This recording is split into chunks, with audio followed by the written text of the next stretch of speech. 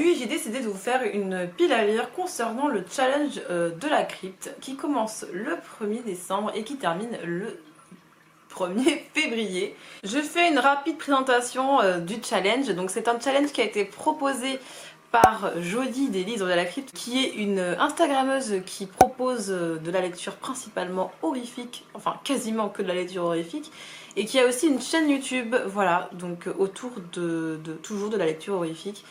Elle propose depuis l'année dernière, je crois, ce challenge-là, qui permet de mettre l'horreur à l'honneur, ce qui est très sympathique. Ça permet de se plonger dans sa pile à lire et de sélectionner des titres qui sont là depuis un petit peu longtemps, à travers des thèmes très sympathiques.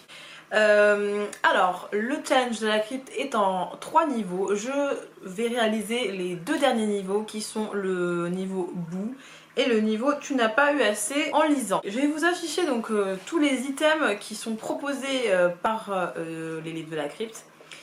J'ai décidé d'associer certains items entre eux.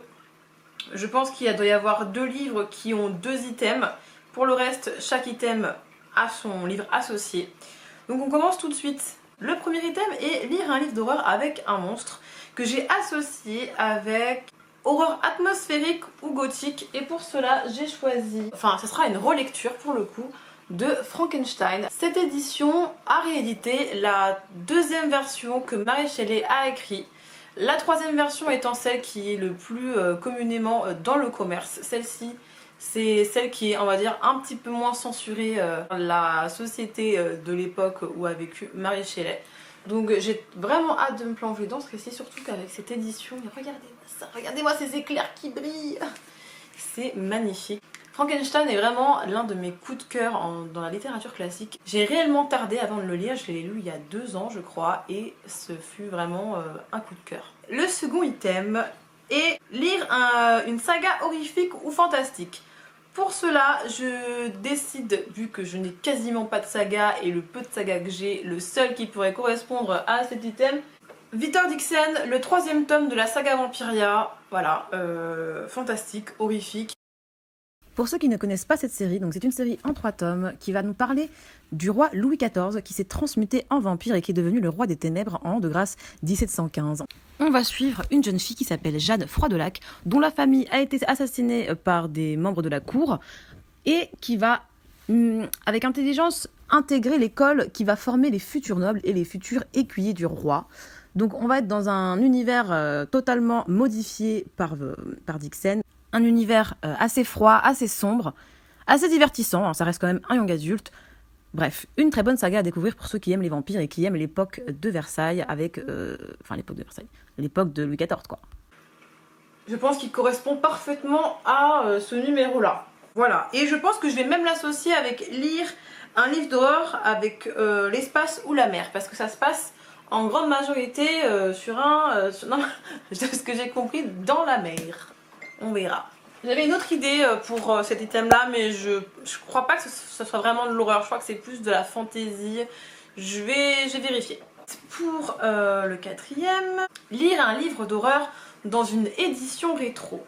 Celui-ci, je l'ai associé à un recueil de nouvelles d'horreur et un Hitchcock présente. J'en ai beaucoup dans ma collection de livres vintage et celui-ci, je pense qu'il va parfaitement correspondre pour ce challenge. Voilà. Lire un livre d'horreur en rapport avec l'enfer, bien sûr. J'ai le livre parfait, L'avocat du diable. Ça se passe à New York et vous allez avoir un jeune avocat qui va être engagé dans un cabinet d'avocats qui réussit les affaires les plus sordides, qui s'en sort toujours. Et on va peut-être supposer que ce cabinet est tenu par le diable en personne. Ça a l'air super cool, c'est un pocket terror. J'ai vraiment trop hâte de le découvrir celui-ci. Livre d'horreur basé sur un fait réel. Pour cela, j'ai choisi un livre que j'ai mis de côté depuis quelques temps. C'est des livres reliés en peau humaine de Megan Rosenblum. C'est une enquête sur la bibliopégie anthropodermique. Donc ça va être, comme le nom l'indique, une enquête sur les livres faits avec de la peau humaine. Elle va vraiment enquêter sur les musées qui conserveraient possiblement des livres faits avec des peaux humaines. Elle va essayer de comprendre le pourquoi, qui étaient les personnes qui demandaient des livres faits avec de la peau, qui étaient les mystérieux tanneurs, etc. Comment ce commerce fonctionnait et pourquoi en fait, qu'est-ce que ça a apporté de plus d'avoir un livre fait en peau humaine. On va aussi parler des nombreux mythes autour des livres faits en peau, par exemple le Necronomicon qui serait fait en peau humaine, etc. Ça va aussi parler de la pop culture. Donc ce livre est vraiment très très intéressant. Je l'ai commencé et je pense que je vais le continuer durant ce challenge. Un livre qui se situe dans un autre monde. Pour cela, je vais sélectionner, donc comme je l'avais déjà dit dans une autre vidéo, La Maison aux 1000 étages. C'est un livre qui se passe dans un énorme bâtiment, coupé du monde, j'imagine. Donc je pense qu'il pourrait rentrer dans cet item. L'humanité étant piégée dans cette maison, on va dire que ça devient un microcosme, donc un autre monde. Un thriller flippant ou glauque. Alors j'ai choisi de prendre le côté glauque du thriller. Et pour cela, j'ai choisi La poupée sanglante de Gaston Leroux. Gaston Leroux qui a écrit Le fantôme de l'opéra.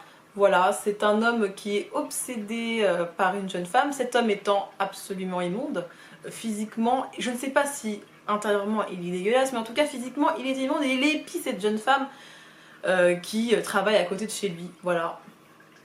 J'espère que ça va être cool. Ça a été écrit en 1923, sorti sous forme de feuilleton. Et j'adore ce genre d'histoire, donc voilà. De l'horreur Lovecraftienne. Et pour cela, j'ai le livre parfait, car ce sont des réécritures qui mélangent Sherlock Holmes et Cthulhu. Pour cela, on va avoir... Chose que j'ai reçue dernièrement en occasion, c'est la saga des dossiers Cthulhu. Donc je vais la commencer durant ce challenge. Voilà, voilà. Je crois que le tome 1, c'est L'ombre de Shadwell. Voilà, en plus la couverture est magnifique. Ensuite, un auteur incontournable de l'horreur. Qu'est-ce que j'ai mis? J'ai choisi Cimetière. Tout simplement, je ne connais pas encore ce titre. Apparemment, il est excellent. Une famille qui va arriver dans une nouvelle ville. Ce qui m'a fait rire, c'est que le père est complètement débordé, il en a marre déjà de ses gosses, même avant de déménager. Et ils vont se rendre compte qu'ils habitent sûrement, très certainement même, à côté d'un ancien cimetière indien et où les gens enterraient leurs familiers. Et je crois qu'il va y avoir des choses un peu surnaturelles qui vont se passer, si j'ai bien compris. Lire un livre d'horreur avec l'espace ou la mer, donc là j'ai choisi La cour des ouragans. Un livre d'horreur avec une secte, j'ai choisi le manga Gannibal que je n'ai pas terminé.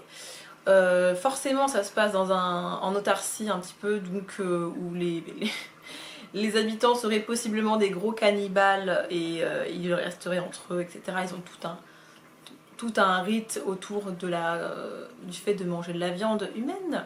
Voilà, voilà. Concernant le 3e niveau, donc tu n'as pas eu assez en lisant, il y a 3 items. Regarder un film d'horreur. Je pense que sur celui-ci, je me suis pas encore décidée. Mais je pense que je partirai sur le dernier Scream que j'ai pas vu. J'adore cette saga, je la trouve excellente, mais je n'ai pas encore vu le dernier. Regarder une série d'horreur, je regarderai le cabinet de curiosité que je n'ai pas encore regardé. Et en termes de jeux vidéo d'horreur, je suis toujours sur Little Nightmares 2.